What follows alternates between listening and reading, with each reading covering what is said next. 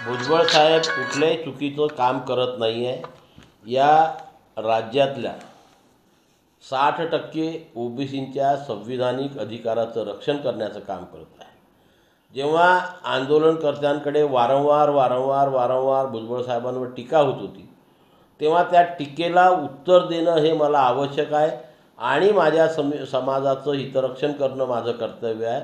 ही भूमिका त्यांना निभावायची होती, म्हणून त्यांनी सरकारला राजीनामा सादर केला असेल आणि तो राजीनामा सादर करून आपली भूमिका मांडायला सुरुवात केली.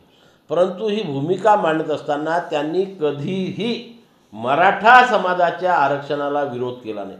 वारंवार ते सुद्धा आणि आम्ही सुद्धा एकच म्हणतो की मराठा समाजाला आरक्षण मिळालाच पाहिजे, परंतु आमचा हा परंतु शब्द महत्त्वाचा आहे की आम्हा ओबीसीला जे 27% आरक्षण मिळतं त्या 27% आरक्षणाला कुठेही धक्का लागता कामा नये.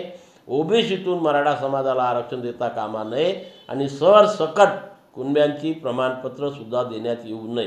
ही भूमिका मांडून जर आम्ही आमच्या या 60% असलेल्या ओबीसी समाजाचं हितरक्षण करत असेल, संविधानिक अधिकाराचं रक्षण करत असेल, तर त्याच्यामध्ये वावगं काय? ते कधी मराठा समाजाच्या विरोधात बोलले नाही.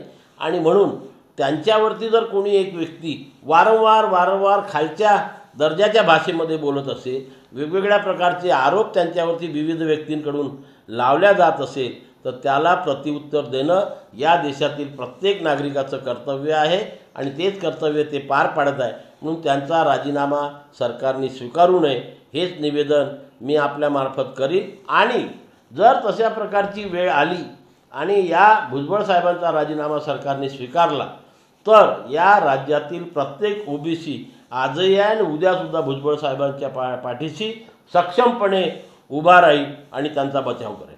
ते भावनेच्या आहारी ते बोलले, तसं बोलायला नको होतं, पण ते बोलत असताना कुठल्या उद्देशातून त्यांनी म्हटलं याच्याकडे आपण लोक बघत नाही. एका नावी समाजावरती मराठा समाजाने बहिष्कार टाकला, त्याला खालच्या अपमानास्पद वागणूक त्या व्यक्तीला दिली. मग माझ्या समाजाच्या एखाद्या व्यक्तीवर जर अशा प्रकारची वागणूक दुसऱ्या समाजाकडनं होत असेल, तर त्या व्यक्तीच्या पाठीमागे जर आम्ही भक्कमपणे उभं राहून त्याचं हितरक्षण वावगं काय त्याच्यामध्ये?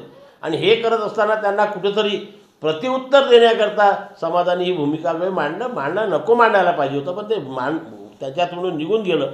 त्याच्यात कुठल्याही प्रकारचं वावगं आणि गैर नाही आणि म्हणून कोणी त्याचा वाईट विचार करू नये, चुकीचा अर्थ काढू नये.